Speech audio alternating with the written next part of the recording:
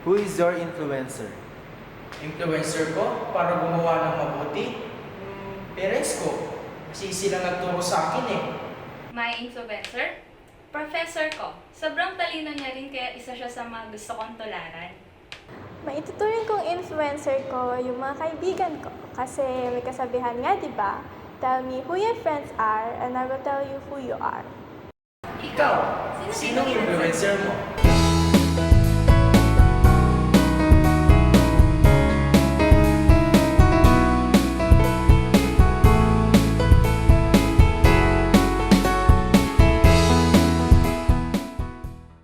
Alright guys, so that's it for my today's vlog. Oh guys, say goodbye na sa ating mga viewers! Yes, so we are done for the day. Once again, I'm Bea na laging nagpapaalala, Bea good person all the time. I hope na nai-inspire kayo to also do good things. See you next vlog! Bye for now!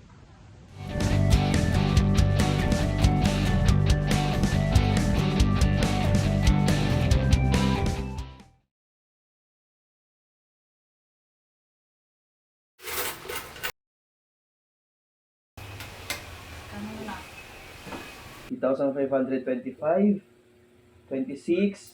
27, 28, 29, 30! Wow!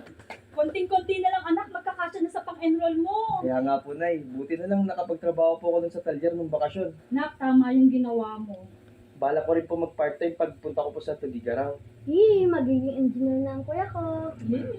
Pangarap po talaga yan. Para lalo rin ako makatulong sa pamilya natin. Salamat naman anak at lumaki kang may pangarap sa pamilya natin. Siyempre naman, Nay, kayo nagpalaki sa akin eh. O para sa kinabukasan mo yan anak.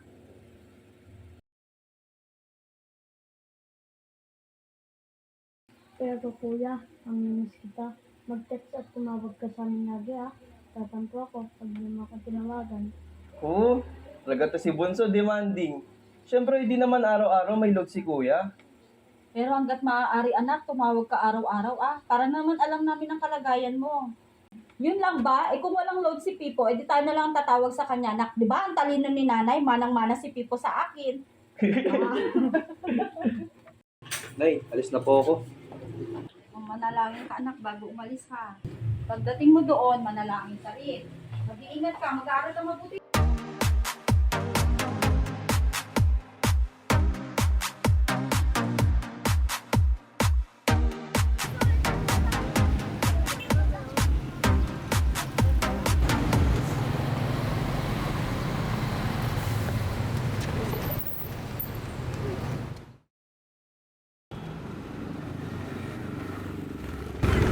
Hindi ka lang nahiya.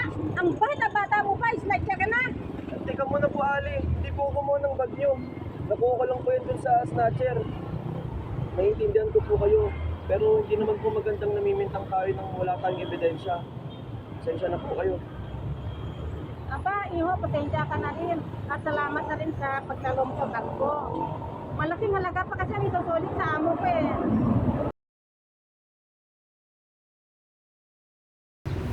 Sir, pasensya na po. Na-upload ko kasi kanina yung bag ko. Kamusta? Saktan ka ba? Hindi po, sir. Mabuti nga po. Nasalo ng batang itong bag ko. Napagkamalan ko pa nga siya na snatcher po, sir. Mali pala ako. Ikaw, Iho. Nasaktan ka ba? Matitis man nga pala. Hindi naman po. Hindi po di ba po? Saan ka nakatira? Sa totoo po niyan galing pa po ako ng Apari. Pero tutuloy po muna ako dyan sa Karitan. Nag-aaral na po kasi ako dito sa Tuligaraw. Malapit ka lang pala sa amin. Halika na, sumabay ka na sa amin. At baka mapano ka. Ay, hindi na po sir. Lalakarin ko na lang po. Malapit lang naman po eh. Nakakaya po eh. No, Pipo, I insist. Sumabay ka na sa amin. Julia, si Pipo, engineering student. Ilan taon ka na? 20 years old na po ako. Naku, ma'am. Mabuti na po nariyan siya. Kasi kung hindi, nahablot na po itong bag ko. May mga bata kasi ngayon na lalong-lalo na kung malayo sa mga magulang ay kung ano-ano ang pinaggagawa. Nagnanakaw, nag-a-addict at lahat na. Haru! Naku, iho! Huwag kang gagaya sa kanila. Opo, hindi po. May nakikita man po wala. Kailangan po gumawa ng mabuti. Alam mo ba, Iho, kung nakita na ng anak ko ginawa mo, ay panigurado na i-video ka na niya. Ganun po ba? Hindi po ako telegenic eh. O tara, sumabay ka na. Ihahatid ka na namin.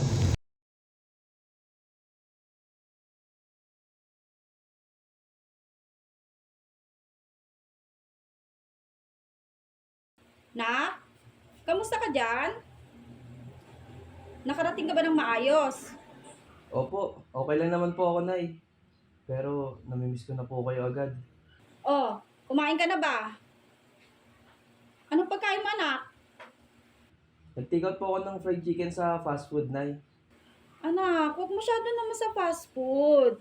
Mas maganda nagluluto ka. Bukod sa masustansya na, makakatipid ka pa. Opo, Oh, siya. Alam na namin pagod ka. Sige, pahinga ka na, anak. Basta lagi mong tandaan ha, yung bilin ko. Kapag may problema, sumampalataya, umasa, at magtiwala. Hello again guys! So today, nagluto ang mami ko ng chicken adobo. This is my favorite Filipino dish and matagal na since week 1. Mom, Dad, say hi pa sa camera.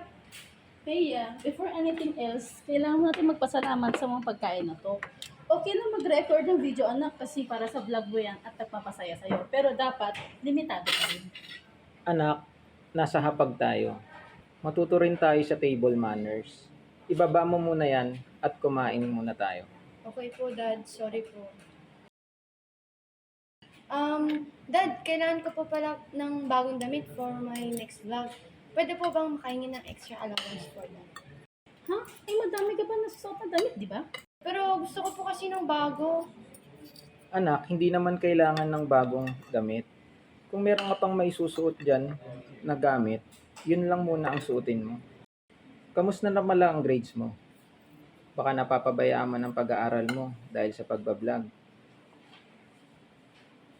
Mataas pa rin naman yung grades ko, Dad. And pasado po ko sa lahat ng subjects. Plus, yung contents ko po, good contents lang. You actually watch your vlogs, anak. Wala namang masama. Pero baka nauubos na ang oras mo sa pagbablog. See to it na hindi nauubos ang oras mo sa isang bagay lamang. Tita, sa inyo po ba to? Hindi anak, saan mo ba nakita yan? Nakakalat po kasi sa side eh. Pwede pong akin na lang. Ang ganda Sige ba na. ng design eh? Sa'yo na anak. Bea, asan ka na?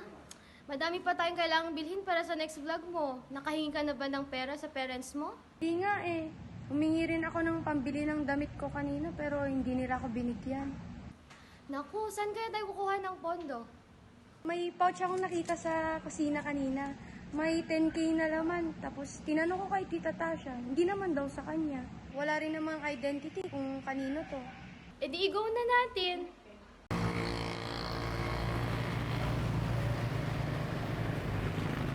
Magandang umaga po. Magandang umaga. Kaya nga pala. Ikaw ba yung bagong mekaniko? Oo.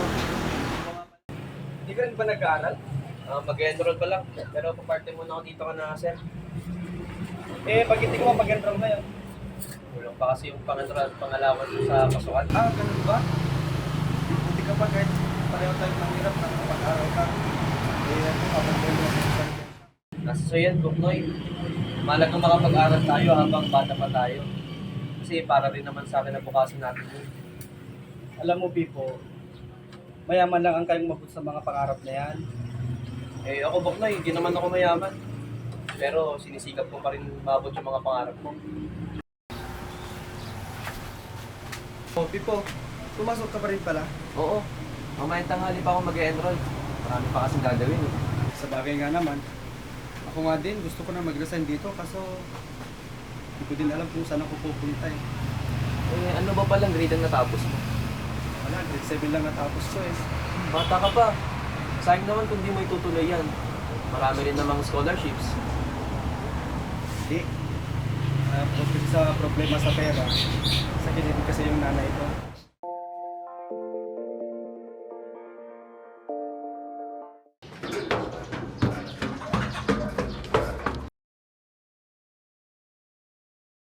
Pipo! Pipo! Ubok na eh. Mama, tara sa ospital. Tika mo nung sinupay ti sa balik ng masargap, si Kalang. So, dati basit nga kortamita. Pabulod man. Oh, sige. Tika lang, kumalma ka muna dyan ha.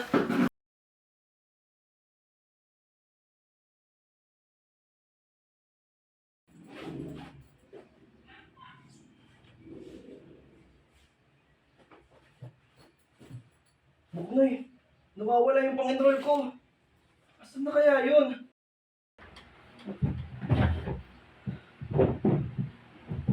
Ay, wala talaga eh. Saan ba nilagay? Hindi ko nga matandaan. Pero yung sweldo mo ba, hawak mo na?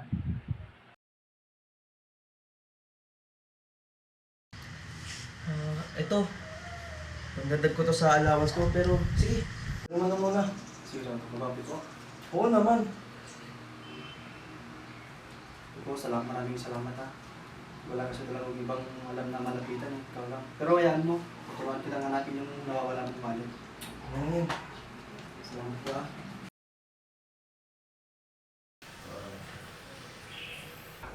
Anak, kumusta ka?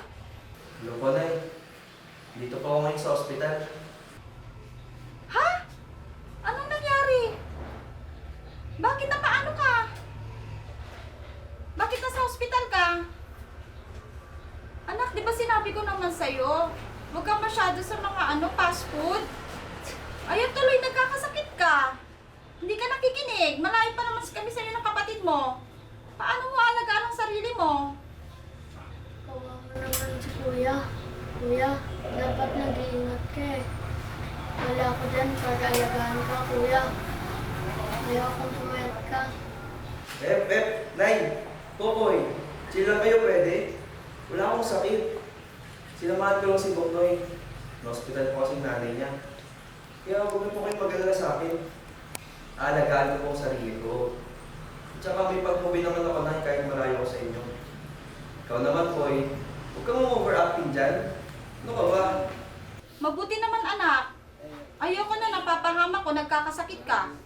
Piliin mo rin sana yung makakasama mo, mga kaibigan mo. Yes po, Nay. Makakaasa po kayo. O siya, sige. May na po muna. Mahal ko po kayong lahat. O siya, mahal na mahal ka namin ng kapatid mo, ni Popoy.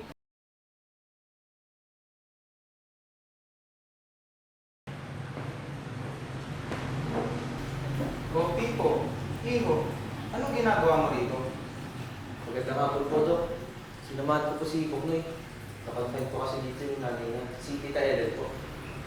Si Ellen? Ellen Cruz? Pasyente ko siya. Inatake siya ng high blood. Pero okay na ang kanyang kalagayan. Kailangan lang niya ng pahinga ng ilang araw. Salamat po, Dok. Sa linggo, may medical mission at blood pressure monitoring activity. Pwedeng pumunta ang nanay mo. Sige po. Sa tapat ng bahay namin isasagawa. At ipapakilala ko na rin kayo sa anak ko. Sige po, Dok. Pupunta po kami. Salamat po ulit, Dok. Tara, Pipo, hanapin na natin yung wallet mo. Buti pa nga.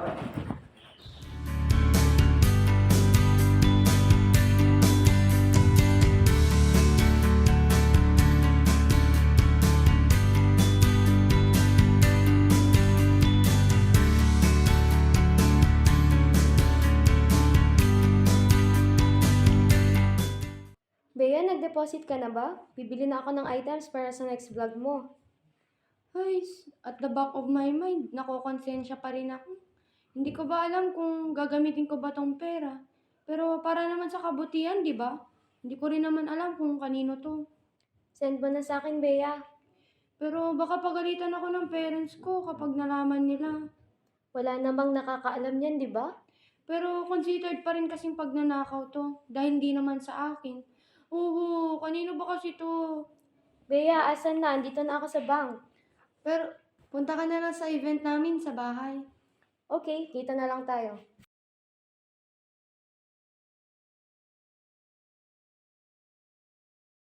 The subscriber cannot be reached.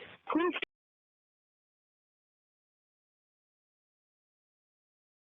The subscriber cannot be reached. Please try again. Ano na kaya nangyayari kay kuya mo, Pipo, anak? Kanina pa ako tawag na tawag. Hindi mo lang sumasagot. Kaya nga, Nay. Puntan natin, Nay. Para makamusta natin siya. Mabuti pa nga, anak, kasi nag-aalala na ako. Hindi ako mapakali.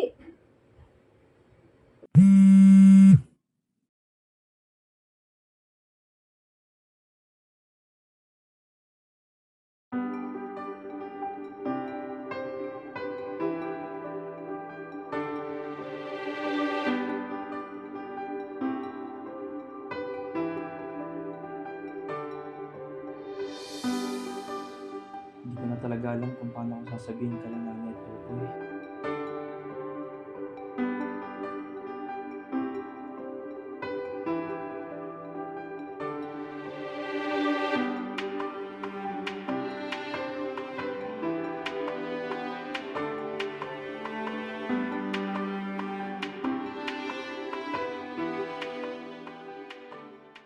Anak, pasensya ka na kung mahirap lang tayo ha.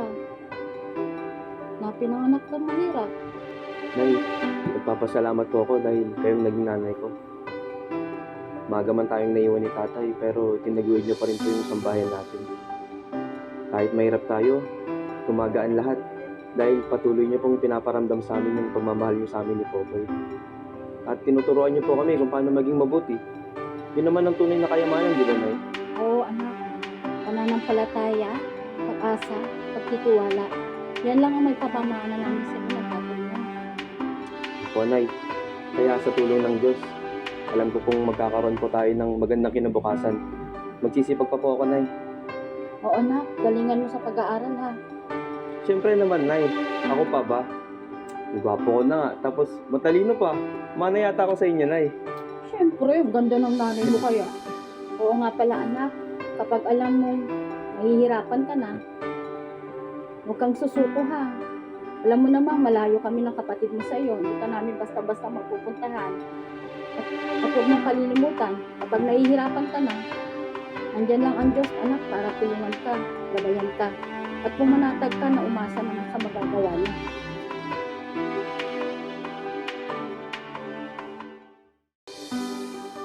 Tama.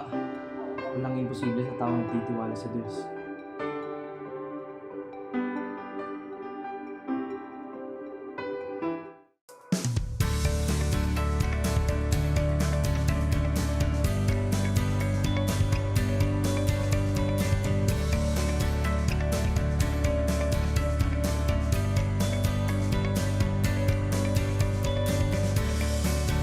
Good morning, guys! Maaga tayo ngayon dahil maaga rin yung event na isi-share ko sa inyo. You know, it's always good to start our day by sharing good things and good deeds to people. At sa araw na ito, we are hosting medical mission activity dito mismo sa bahay namin. My parents have been doing this for so long and I'm so glad to be witnessing it every time. Gaya nga ng lagi ko sinasabi sa inyo, di ba? Be a good person all the time. Bea, friend, di ka ba nagsasawa sa mga ganitong contents mo? Bakit kasi hindi mo na lang gayahin yung mga ibang content creators? Nagtitrending yung mga videos nila kasi sumasabay sila sa uso. Tignan mo yung video mo last time. Umabot lang ng 1K viewers. Mukhang hindi talaga papatok kasi yung mga ganitong videos.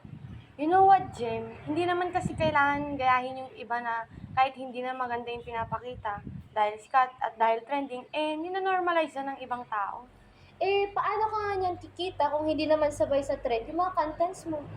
Ang main purpose ko naman ay hindi para kumita, kundi mag-share ng good contents. Ano naman kung 1K lang yung viewers ko, ang mahalaga, naka-influensya ako na gumawa ng mabuti. At kahit kokonti sila, at least mas pinipili nilang panoorin yung contents ko. And it's very fulfilling for me.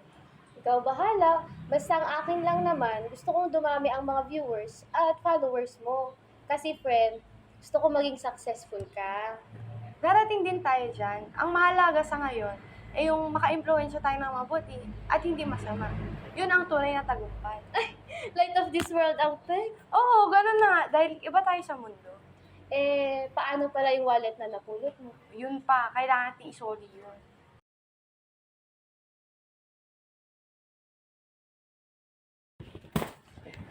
Oh, people, pwede nakadaan kayo. Ay po, Ma'am Julia. Opo, inimbitahan po kami ni Doc Martin. Kasama ko po pala si Boknoy at ang nanay niya, si Tita Ellen po. Good morning po. Maraming salamat po sa libreng pa-check up. Makakatulong po sa nanay ko. Ay, kumusta pa kayo, Manang Ellen? Mabuti naman po. Maraming salamat, ma'am. Sige po, at pinakatukan. Sige po, salamahan ko lang po si nanay. Pipo, halika, papakilala kita sa anak ko. Bea, Jem, si Pipo nga pala. Siya yung kinikwento ko na tumulong kay Ate Tasha. Hi, Kuya Bibo! Bea nga po pala. Hi Kuya, Jem po, kaibigan ni Bea. Pinagagala ko kayong makilala. Sige, mauna na muna ako pag-aasikaso pa ako ng pasyente. Kuya, college ka na, di ba? Ano palang course mo? mechanical engineering. Kayo? Multimedia arts po. Pero kuya, yan si Bea, magpe-pre-med yan sa college. Magiging doktor din yan, katulad ng daddy niya. Ako, Bea, congrats na agad ha. Sigurado ako magiging magaling ka rin na doktor tulad ng tatay mo. Hindi ko nga alam kuya eh. Kaya naman akong pag-aralin ng parents ko sa medicine, pero ako, hindi ko sigurado kung kaya kong pag-aralan mo. Bakit naman? Sigurado naman ako na matalino ka rin tulad ng mga magulang mo. Pero kuya, iba kasi yung gusto kong gawin. Gusto kong maging content creator, professional vlogger, ganun. Dahil gusto kong maging good influencer. O bakit? Good influencers din naman ang mga doctors, di ba? Tsaka kuya, konti lang naman yung followers niya si Bea. Nasabi mo na ba yun sa mga magulang mo? Hindi pa nga kuya eh. Natatakot kasi ako kasi siguradong magagalit sila sa akin. Paano mo naman nasabi yun? Hindi ko alam kuya, naramdaman ko lang. May pagka-stricto kasi sila dito at tita, kuya. Bakit hindi mo subukang magpaliwanag sa kanila? Sigurado naman ako na maintindihan ka nila eh. Natatakot kasi ako sa magiging reaction nila kuya. First time kasi na may sinabi sila sa akin hindi ko kayang gawin. Hindi ko ba alam, yung napanood ko kasi kuya na katulad ng sitwasyon ko itinakwil ng parents niya. Kaya relate ako. Yun yung naiisip kong gagawin nila sa akin. At kung hindi man, baka magalit sila sa akin. Yan tayo eh. Minsan talaga nadadala tayo sa mga napapanood natin. Pero katang-isip lang naman yun ng mga nagsusulat. Tsaka sigurado naman ako na hindi mangyayari yun. Kitang-kita naman na mahal ka ng mga magulang mo. Sa bagay kuya, what we watch matters talaga. Kahit konting eksena lang yung napanood ko naramdaman kong nagkaroon ng epekto sa akin. Oo nga. Dahil nag-isip ka na rin ng kung ano-ano tungkol sa mga magulang mo. Pero alam nyo, ang may papaya ko lang sa inyo, bilang kuya nyo, kahit na ngayon lang tayo nagkakilala, may tuturing ko na rin kayong mga nakababatang kapatid. Opo, kuya. Mahalagang piliin natin ang mga nakakasalumuhan natin. Ang mga napapanood natin, huwag nating hayaang maimpluwensyahan tayo ng mga masasamang pag-iisip o pangyayari. Huwag tayong magpa-apekto o padadaig sa mga emosyon natin. Ang Diyos naman ang gagabay sa atin. Naiintindihan ko na kuya kung bakit kailangan nating maging isang mabuting impluwensya dito sa mundo. Yan yung goal ko kuya, mag-share ng good contents. Pero minsan, hindi ko na pala na-i-apply sa sarili ko. Hindi ko namamalayan. Alam nyo, tao lang din naman tayo eh. Ako rin. Hindi rin naman lahat ng nararanasan ko nasasabi ko sa mga magulang ko. Kasi ayaw ko rin naman na isipin pa nila yung mga problema ko. Pero, hanggat maaari, dapat sinasabi natin lahat sa kanila. Lalo pat mga magulang naman natin sila. Salamat sa advice mo kuya. Sasabihin ko na sa kanila after ng activity. Ako rin. May sasabihin rin ako sa pamilya ko. Kuya, Jem, tara muna sa loob. Kain tayo. Bea, nasan pala yung wallet? Jem, ito na. Ay, Bea, kung walang galang na, pwede magtanong? Ano yun, kuya? Saan mo nabili yung pouch na yan? May ganyan din kasi ako. Bigay ng nanay ko. Hala, Kuya Pipo, ang totoo niyan, napulot ko lang yan. Pwedeng patingin? Naku, Bea, iting nawawala akong pouch para sa enrollment ko. Napulot ko po sa bahay, Kuya. Sorry talaga. Hala, Kuya Pipo, pasensya na po. Ako po talaga nagpumilit kay Bea para kunin namin yan. Hindi naman po namin akalain na sa'yo po pala yan, Kuya. Pero ibabalik naman talaga namin yan, Kuya. Anong kaguluhan yan? Pipo, ito ba yung nawalang pang-enroll mo? Naku, mga bata kayo. Akala ko ba naman mga mayayaman kayo? Ba't kayo kumukuha ng hindi sa inyo? Teka lang, Buknoy. Hindi naman nila ata intention yun. Paano pag wala na tayo dito? Hindi mo na makikita tong wallet mo. Hindi naman po namin alam kung kanino po talaga yan. Sana sinaulan niyo sa barangay o kaya sinabi mo sa papa mo. Gagamitin naman po namin yan para sa mabuti, Kuya Kung galing sa masama, sa tingin mo makakabuti yon? Susoli naman po talaga namin yan. Tama na. Ang malaga ngayon, nagsisisi naman na sila at humingi ng tawad. Bea at Jeff, sana wag nang maulit to ha. Malalaki na kayo. Alam niyo ng tama at mali. Kaya sana lagi niyong piliin gumawa ng tama.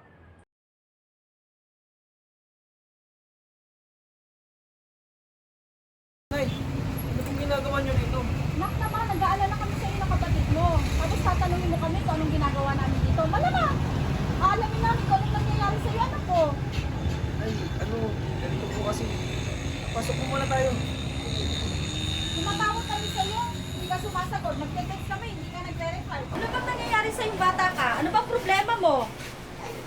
Hindi kapatid mo, nag-aalala sa'yo. Ano mo nga? Ay, nakong bata ka ko. Kuya, namiss kita. Namiss ka namin ni nanay. Sobrang pumayat ka na, kuya. Gusto kita, Popoy. Wala po kasi akong load nitong mga nakaraang araw. Pasensya na po kayo, Nay. Pero salamat sa Diyos, anak, at maayos naman ang kalagayan mo dito.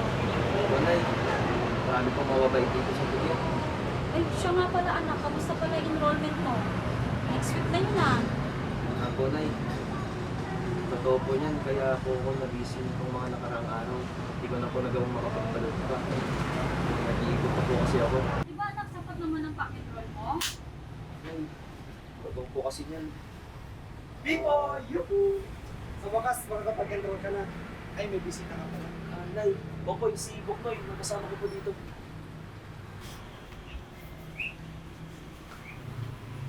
Kayo po palang nanay ni Pipo.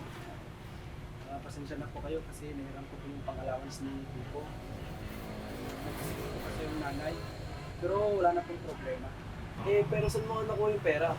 Patapusin mo muna ako, pwede. Ganito kasi yan.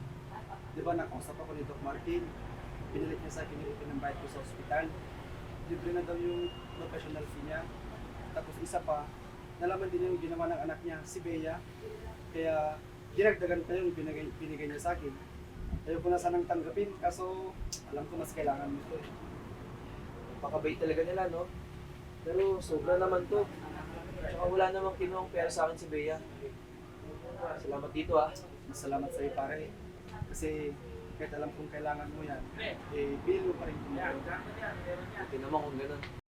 Sa susunod na, magsasabi ka kasi nag-aalala kami ng kapatid mo. Opo, Nay. Pasensya na po kayo, ah. Di ba, Nay, bukas na bukas, makaka-enroll na po ako. Totoo na po to.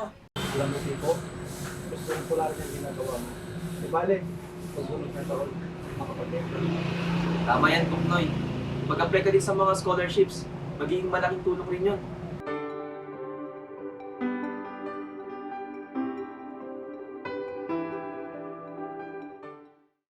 Ma'am, Dad, may gusto ko sana akong sabihin sa inyo.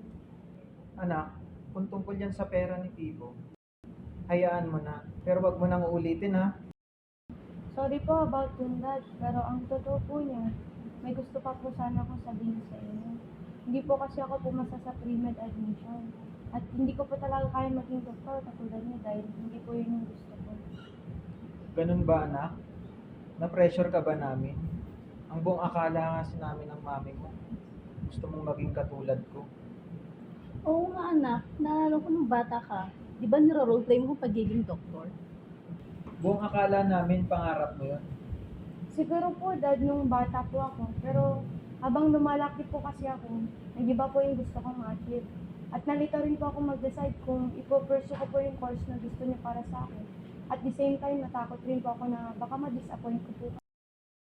Alam mo naman anak na palagi kaming narito para sa'yo. Ano man ang gagawin mo kung para sa ikabubuti mo, ay susuportahan ka namin ng daddy mo. At anak, huwag kang malilito. Mahal ka namin ng mami mo. Mahal tayo ng Diyos. Ano man ang gustuin natin, kung kaloob niya, makakamit natin. Thank you, Mom, Dad. I love you both.